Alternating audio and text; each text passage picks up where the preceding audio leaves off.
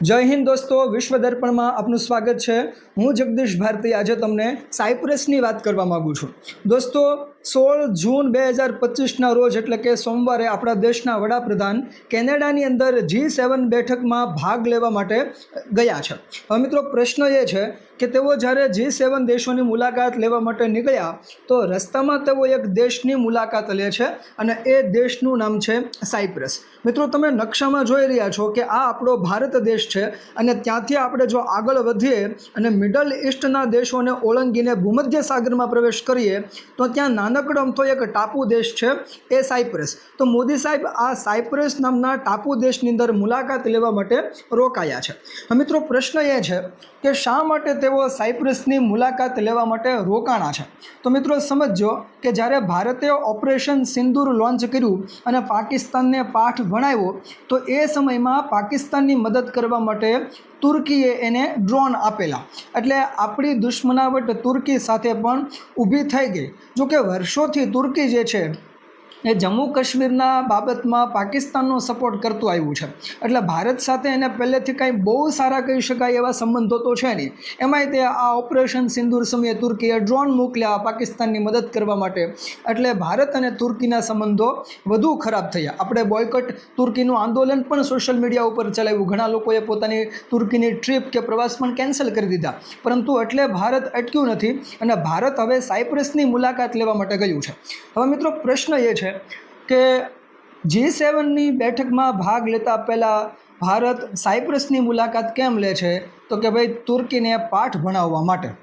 હંમેશા જેમ તુર્કી જમ્મુ કાશ્મીર પાકિસ્તાનનું છે એમ કહેતું આવ્યું છે, તો અહીંયા પણ એ ભારત કહેવા માગે છે કે સાયપ્રસનો ઉત્તરનો વિસ્તાર જે છે એ ખુદ સાયપ્રસ દેશનો છે, તુર્કીનો નથી, આવું ભારત કહેવા માગે છે। મિત્રો સમજો કે 1974ની અંદર આજે સાયપ્રસ નામનો ટાપુ દેશ છે એનો આજે ઉત્તર પૂર્વનો વિસ્તાર છે, એ ઉત્તર પૂર્વના વિસ્તાર ઉપર તુર્કીએ આક્રમણ કરી દીધું હતું અને એ વિસ્તાર એણે પોતાના કબજામાં લઈ લીધો છે। હવે જ્યારે મોદી સાહેબ સાયપ્રસની મુલાકાત માટે સોમવારે ગયા 16 તારીખે, ત્યારે સાયપ્રસના રાષ્ટ્રપતિએ તેમને તુર્કીએ કબજે કરી લીધો વિસ્તાર પણ દેખાડ્યો છે અને કીધું છે કે ભાઈ અમારો વિસ્તાર હતો અને તુર્કીએ આ વિસ્તાર જે છે એ કબજે કરી લીધેલો છે।